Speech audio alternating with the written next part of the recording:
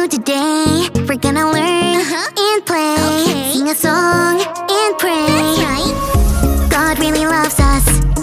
God really, really cares about you, me, our families. That's right. God's always right there. Woo! Let me fix my curls. You've tuned into Callie's world. That's right, boys and girls. Welcome to Callie's world. Hey everyone, I have the coolest story of ever to share with you tonight. Time for bed, Callie. Okay, Dad. I need to tell it to you kinda quick, so I'll make it as simple as 1, 2, 3. Okay, 1. My dad and I were driving home from Ninja Warrior practice, which was so fun. Yeah, hiya! Okay, Callie, focus. Okay, 2. Out of nowhere, a big owl swooped whoosh right in front of the car, and my dad had to put on the brakes fast. And we both watched the owl fly to a tree and land plop on a branch right above us. 3. I was like, Dad, can we please get out and look? And my dad said yes. We got out and looked at the owl, and the owl looked at us. So we kept looking at it, and it kept looking at us. 4. We had a staring contest with an owl. Oh, I guess it was as simple as 1, 2, 3, 4. Anyway, now that we're home, I have some questions. I wonder, is that owl still out there? Maybe it was flying above our car the whole way home, protecting us from the sky. Maybe it's a super owl, and it just wanted us to know it was there. That's why it swooshed down in front of our car. I wonder. I love asking questions about things sometimes. Do you ever wonder? I'm gonna keep wondering while we check out our Bible story. It's time for today's Bible story, and it comes from the book of Genesis, chapter 39. Joseph was a man who loved God very much. He obeyed God in every situation, and Joseph got into some pretty hairy situations. Now, we already know about the whole bros trading him for money thing. That wasn't cool. But God was watching over Joseph, and even in that situation, Joseph did very well. He became one of his master's most trusted servants. That was until his master's wife told a lie about Joseph. That wasn't cool either. She made up a story about Joseph that his master believed. So Joseph found himself locked up in prison. It was another hairy situation, but God was watching over Joseph even then. So even in prison, he did very well. Soon, he was put in charge of all the other prisoners.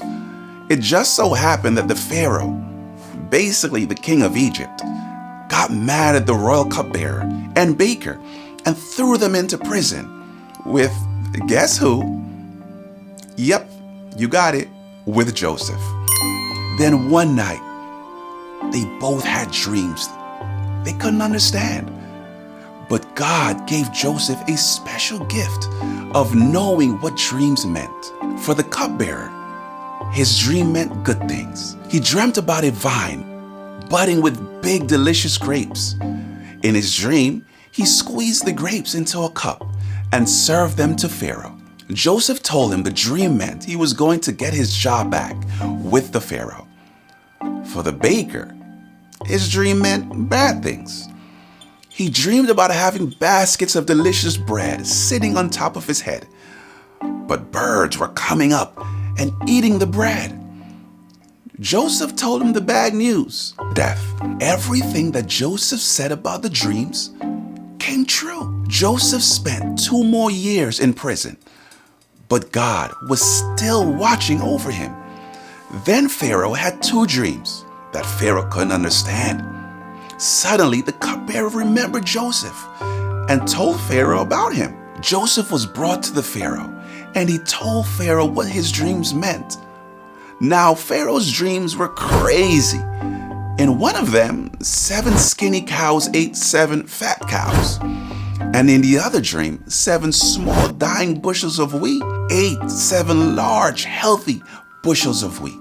Joseph told Pharaoh that the dreams meant that they would have 7 years of a lot of food and 7 years of very little food. So what they should do. They should get ready for the 7 bad years by saving up food during the 7 good years. Pharaoh was so thankful that he put Joseph in charge of the palace.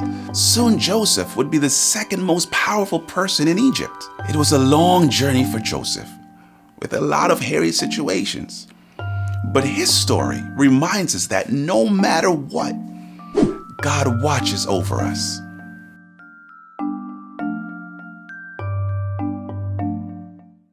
Oh! So God is the one who is watching over us. See what I did there? I guess all this talk about owls has me hooing. Can you sound like an owl? Try it with me. Hoo! Hoo! Oh, can you swoosh like an owl? Swoosh! Awesome! You did great. I guess it turns out you guys are the ones who really know your owls. But I'll get to the point.